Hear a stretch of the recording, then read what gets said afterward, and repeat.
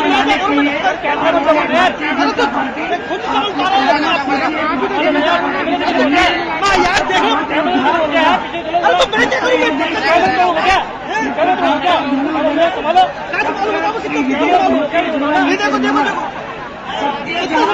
वहीं पर है जहाँ कृष्ण है अर्जुन है, कृष्ण है वहाँ विजय विजय है। आज हमारे साथ भारतीय जनता पार्टी के भावी प्रधानमंत्री हैं यहाँ पर, और भारतीय जनता पार्टी साथ में है, सारी जनता उनके साथ है, तो विजय ही विजय अवश्य है। भारत माता की, भारत माता की, भारत माता की। व्यवस्था नहीं बन पा रही है। अरे भाई साहब हम लोग बन जाना है। वो आदमी नरेंद्र मोदी जी का माला करके मंच पर क्या करें बताइए, हम लोग क्या करें? और मनीषा गुप्ता जी चेयरमैन मथुरा भैया दादा हटो, नरेंद्र भाई जी का स्वागत करें। अरे हटो ना, अरे सामने जाके आप लोग। शर्मा जी, क्या कभी किसी ने सुना है सूर्य छुपता चंद्र वैसे? कहाँ तक हटू देता हूँ।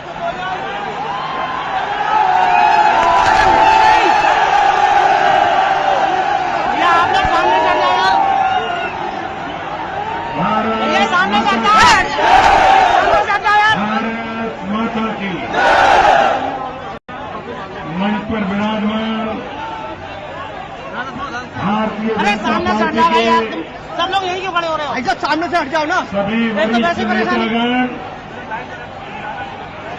और इस चुनाव में अरे इलाहाबाद पीछे से भारतीय जनता पार्टी के कौन भाई इलाहाबाद लोकप्रिय प्रत्याशी आदरणीय हेमा जी और विशाल संख्या में पधारे हुए भारत के भाग्य विधाता मेरे भाइयों,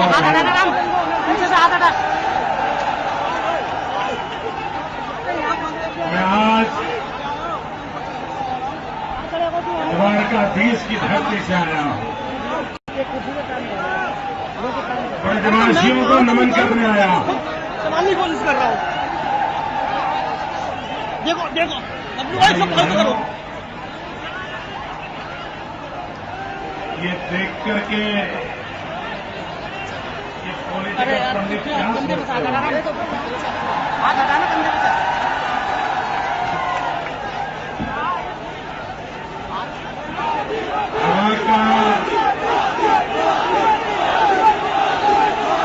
का रूप क्या है?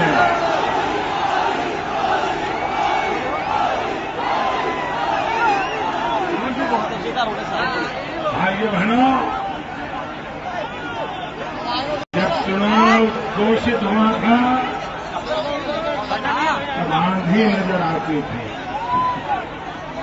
और जब मतदान निकट आया है ऐसा लग रहा है सुनामी आई है। और इस सुनामी में सबका विनाश पाया, सबका सायन सपा, वायन बसपा, कायन कांग्रेस, ये सबका विनाश ये सुनामी में पाया है। नौजवान मित्रों, ये चुनाव ऐसा है, देश में कई राज्य ऐसे होंगे जहां कांग्रेस पार्टी अपना खाता भी नहीं खोल पाएगी, और इस देश में एक भी राज्य ऐसा नहीं होगा जहां पर कांग्रेस 2 आंकड़ों को छू पाए, ऐसा एक भी राज्य नहीं। कांग्रेस के इतिहास में ऐसा घोर पराजय कभी उनको देखने को नहीं मिला। भाइयों बहनों, देश को इन सरकारों के प्रति इतना गुस्सा क्यों? सरकार दिल्ली की हो या सरकार लखनऊ की हो, सरकार मां बेटे की हो या सरकार बाप बेटे की हो, लोग तंग आ चुके हैं, लोग गुस्से में हैं। और इसलिए भाइयों बहनों, इस चुनाव में लोग देश के लूटने वालों को सजा करने के मिजाज में है और इसलिए देश परिवर्तन चाहता है। भाइयों बहनों, कैसे निकले बताओ?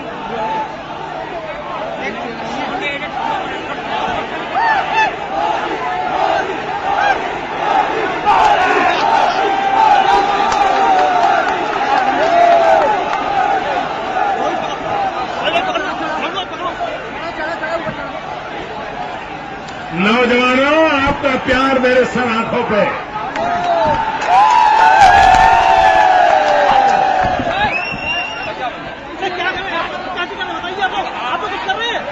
मैं एक बात जरा बताना चाहता हूं। आप अगर अपने संबंध उत्साह को थोड़ी बात शुरू करूं, आप बताओ। अगर आप आएंगे तो सबको कैसे लेंगे? सबको हम कैसे लेंगे? आप की समस्या नहीं, इसके लिए हाथ जोड़ा जा रहा है। सबको लेंगे, नहीं है, वही चीज अगर एक दो लोग ले लेंगे, सबको लेना पड़ेगा। स्टील वाले ले लो, स्टील वाला ही, वीडियो वाला कोई नहीं आ रहा। लेकिन धीरे धीरे हमने बहुत पहली करी मक्का मदीना का इतना विकास हुआ, इतना आधुनिक बना, दुनिया भर की रहने की इतनी उत्तम व्यवस्थाएं हुई और आज वहां जो विश्व भर के यात्री आते हैं उसके कारण अरबों खरबों रुपयों की वहां इनकम होती है, आय होती है। भाई बहनों, एक मक्का मदीना को इतना बड़ा बनाया जा सकता है। आप जेरूसलम में जाइए, जेरूसलम के ऐसा बना के रखा है, सारी दुनिया एक बहुत बड़े तीर्थ क्षेत्र में जाती है कि हम ही ऐसे लोग हैं। 125 करोड़ देशवासी मथुरा वृंदावन के प्रति आना चाहते हैं, लेकिन हमने ऐसे हाल कर रखे हैं कि दुनिया में न मेरे मथुरा का नाम होता है, मेरे ब्रजवासियों का कल्याण होता है, न मेरे वृंदावन का कल्याण। भाई बहनों, मुझे ये कलंक मिटाना है, मुझे ये कलंक मिटाना है।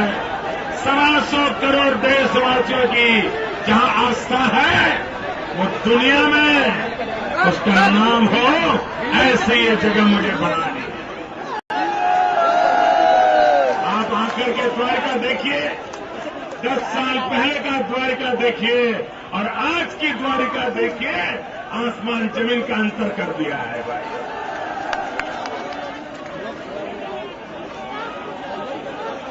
आप मुझे बताइए, क्या मथुरा का जीवन बदला जा सकता है? 125 करोड़ देशवासियों को मथुरा लाया जा सकता है? यहां पर यात्रा धाम बन सकता है, यहां टूरिज्म बन सकता है, यहां रोजगार मिल सकता है। जो आपको समझ है ना, तो दिल्ली वालों को नहीं है। आपको समझ है, सब हो सकता है। भाई बहनों, आज पूरे विश्व में कृष्ण को जानने के लिए, कृष्ण को समझने के लिए एक पागलपन छाया हुआ है। दुनिया की कई यूनिवर्सिटी श्री कृष्ण पर रिसर्च करती है और मैं हेमा जी को विशेष रूप से अभिनंदन करता हूं। उन्होंने अपनी कला के माध्यम से श्री कृष्ण को सारी दुनिया में पहुंचाया है। भाइयों बहनों, इसलिए मैं आज टूरिज्म एक ऐसा क्षेत्र है जो कम से कम लागत से गरीब व्यक्ति को रोजगार देता है। टूरिज्म के कारण फूल बेचने वाला भी कमाता है, प्रसाद बेचने वाला भी कमाता है, ऑटो रिक्शा वाला कमाता है, टैक्सी वाला कमाता है, चॉकलेट बेचने वाला कमाता है, कॉफी बेचने वाला कमाता है, बिस्किट बेचने वाला कमाता है, अरे चाय बेचने वाला भी कमाता है।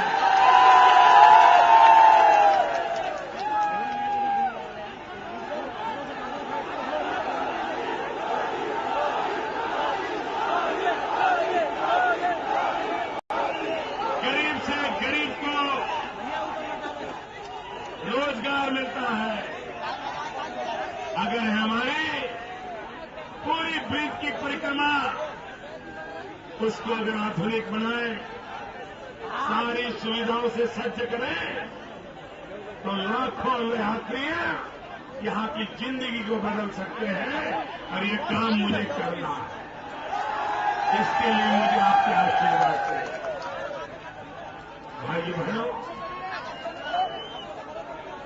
सारे देश में जब भी कृष्ण जी की बात होती है तो यमुना जी के बिना कृष्ण अधूरे लगते हैं। अगर यमुना जी नहीं है तो कृष्ण उसके पूर्ण रूप में दिखते नहीं।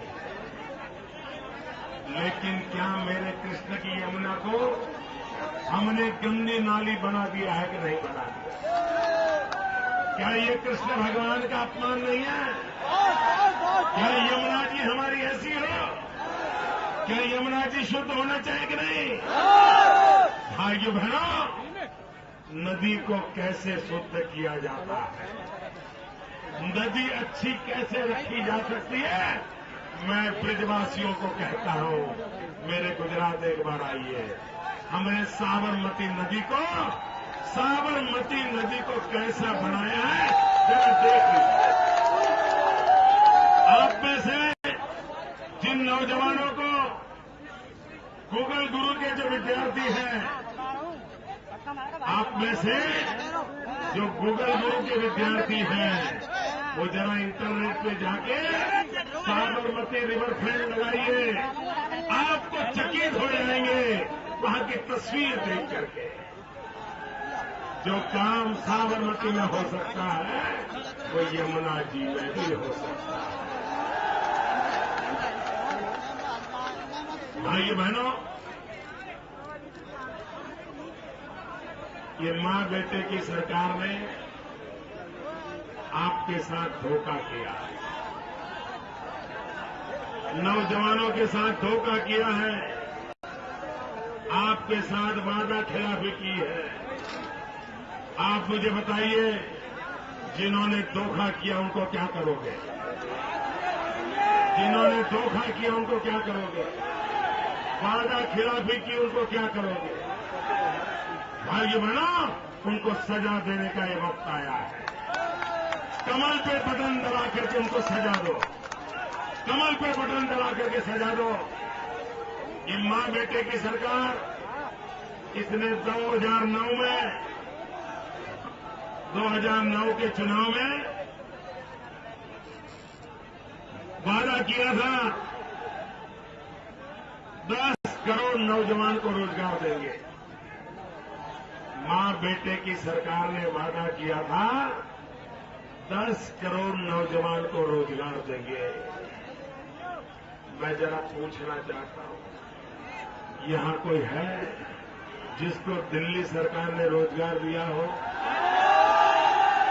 ऐसे नहीं, पूरी ताकत से बताओ, यहां कोई है जिसको दिल्ली सरकार ने रोजगार दिया हो? आपके परिवार में कोई है जिसको रोजगार मिला हो? आपके गांव में कोई है जिसको रोजगार मिला हो? आप मुझे बताइए भाइयों, इन्होंने धोखा किया है कि नहीं किया? वादा खिलाफी की कि नहीं की? उन्होंने वादा तोड़ा कि नहीं तोड़ा? क्या आप उनसे नाता तोड़ोगे? और इसलिए भाइयों बहनों, जब अटल बिहारी वाजपेयी जी की सरकार थी, अटल जी ने 6 साल सरकार चलाई। 6 साल में 6.5 करोड़ नौजवानों को रोजगार दिया। ये मां बेटे 10 साल से सरकार चला रहे हैं, सिर्फ 7 करोड़ नौजवानों को रोजगार दिया है। भाइयों बहनों, ये भगवान कृष्ण की होती है। भगवान कृष्ण तो जो चाहे वो कर सकते थे, बांसुरी के ताल पर दुनिया को नचा सकते थे। लेकिन भाइयों बहनों,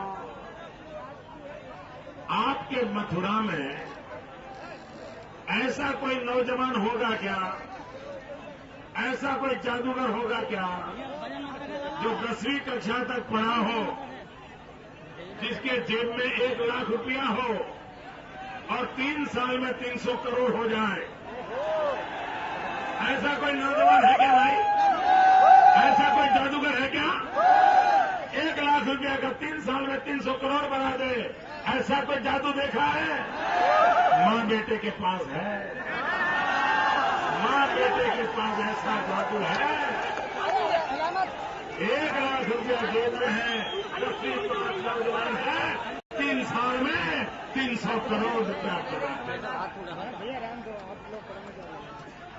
भाइयों बहनों, ये देश को लूटा गया और अब हम देश को लूटने नहीं देंगे। आप मुझे बताइए भाइयों, जिन्होंने देश को लूटा है, ये बात आप सच मानते हैं? इन्होंने भ्रष्टाचार किया है, आप मानते हैं? ये पैसे विदेशी बैंकों में रखे हैं, आप मानते हैं? आप मुझे बताइए, ये विदेशी बैंकों में जो काला धन है वो वापस लाना चाहिए, लाना चाहिए, पाई लानी चाहिए। भाइयों बहनों, मैंने ठान ली है।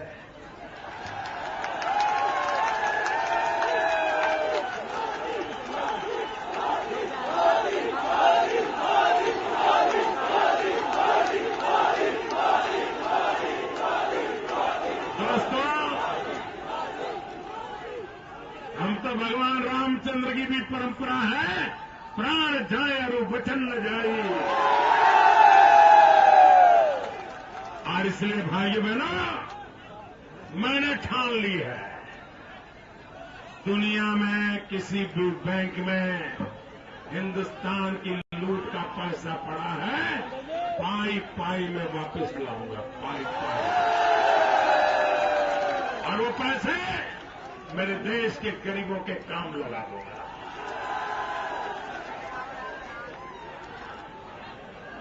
भाइयों बहनों, आप मुझे बताइए, लोकतंत्र में दिल्ली सरकार को अपने काम का हिसाब देना चाहिए कि नहीं देना चाहिए?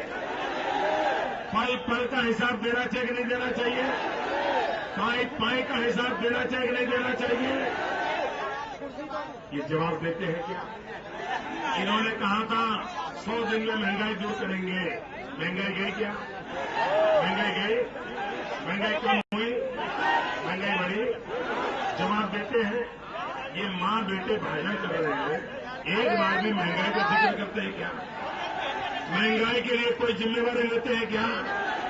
भाइयों बहनों, ये मां बेटे की सरकार को जवाब देना चाहिए।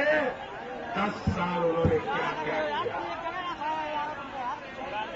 किसके लिए किया है, किसने किया है, कब किया है, कैसे किया है, दिन में किया है कि रात में किया है, देश में रखा है कि विदेश में रखा है, पाई का हिसाब देना पड़ेगा।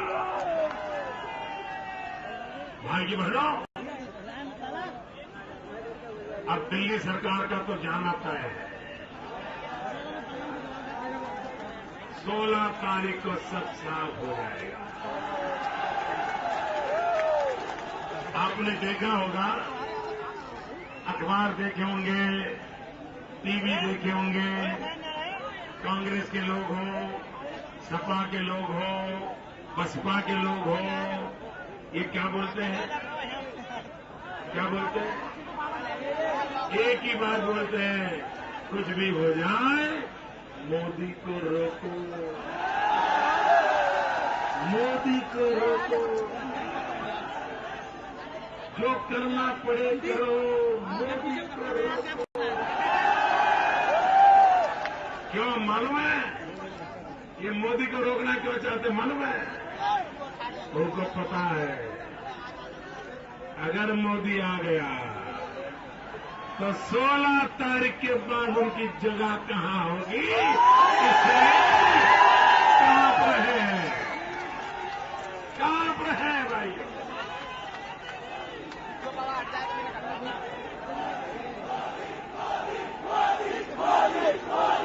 भाइयों बहनों,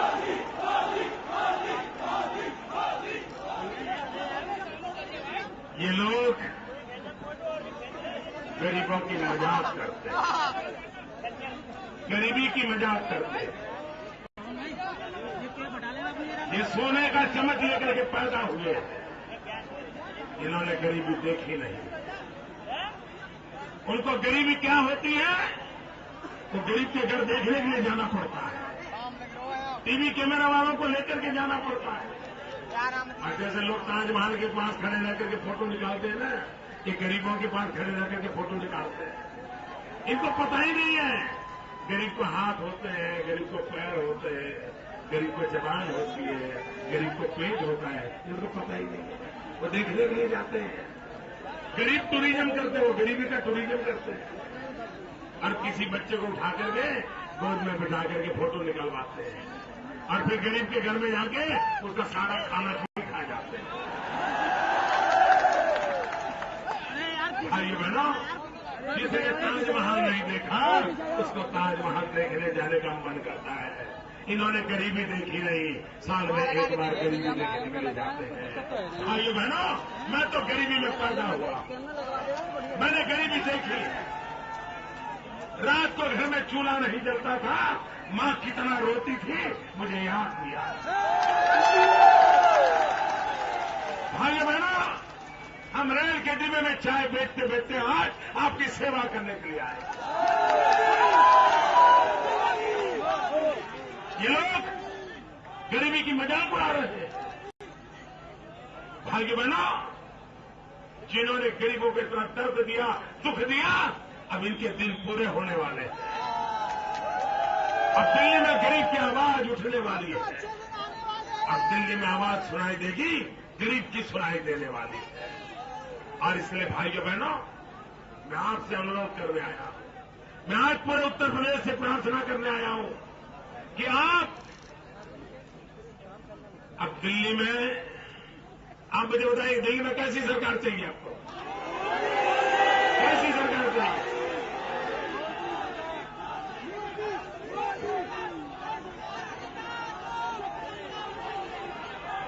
भाइयों बताइए, कैसी सरकार चाहिए?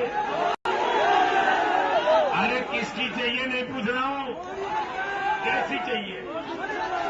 आपको क्या दिल्ली में ढीली ढाली सरकार चाहिए, मरी पड़ी सरकार चाहिए, अस्पताल में पड़ी सरकार चाहिए, मां बेटे के ऑक्सीजन से चलने वाली सरकार चाहिए, रिमोट कंट्रोल वाली सरकार चाहिए? भाइयों, देश को आगे बढ़ाना है तो मजबूत सरकार चाहिए, मजबूत इरादे वाली सरकार चाहिए। और अगर मजबूत सरकार बनानी है तो उत्तर प्रदेश से मुझे सारे के सारे कमल भेज दीजिए। सपा, बसपा, कांग्रेस, लोकदल, किसी का खाता नहीं खुलना चाहिए। आप मुझे मजबूत सरकार दीजिए, मैं आपको मजबूत हिंदुस्तान दूंगा। भाइयों बहनों, आपके दिमाग में कमल होगा, आपकी जुबान पे कमल होगा, आपके दिल में कमल होगा, लेकिन 24 तारीख को पोलिंग बूथ में जाकर के ये जो जुबान में कमल है, दिमाग में कमल है, दिल में कमल है, उसको उंगली पे उतारना पड़ता है। ईवीएम मशीन पे बटन दबाना पड़ता है। ईवीएम मशीन पे बटन दबा करके, कमल निशान पे बटन दबा करके भारतीय जनता पार्टी को विजयी बनाइए, हेमा जी को विजयी बनाइए, उत्तर प्रदेश के सारे कमल भेजिए। भारत माता की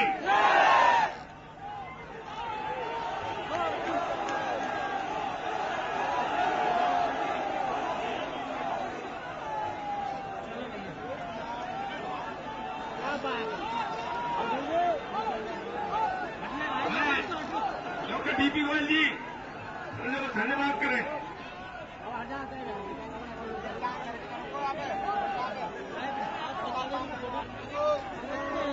आदरणीय माननीय नरेंद्र मोदी जी